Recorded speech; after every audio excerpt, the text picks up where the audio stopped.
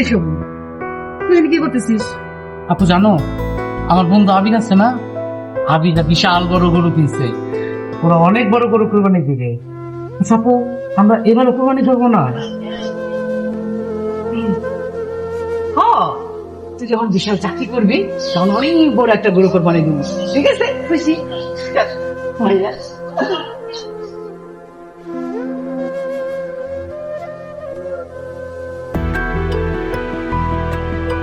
শোভন, শোভন।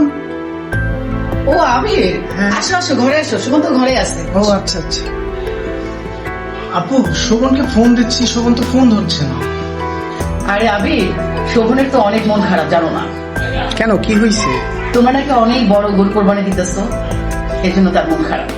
তাই আমার কোরবানি আর ওর কোরবানি কি আলাদা নাকি? কোথায় ও? আবির, যাও তুমি ঘরে যাও, শোভন ঘরে আছে। কিরে শোভন, তোকে ফোন দিচ্ছি, ফোনে পাচ্ছি না। ও আবির, আর বলিস না, ফোনটা চার্জে দিয়ে সেলফটা পরিষ্কার করতেছি। অনেকদিন সেলফটা পরিষ্কার করা হয় না। শুনলাম তোর নাকি মন খারাপ। আরে না, এটা আমি আসতেছি। শোন, আমার কোরবানি কি তোর কোরবানি না?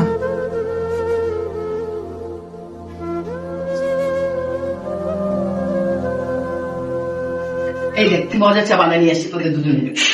এই চানি ধর। থ্যাংক ইউ আপু। এই নাও আবির, তোমার চা।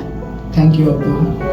আপু, ঈদের দিন সকাল সকাল চলে যাবেন আমাদের বাসায়, একসাথে নাস্তা করে কোরবানি দেব। কিরে, যাবি না?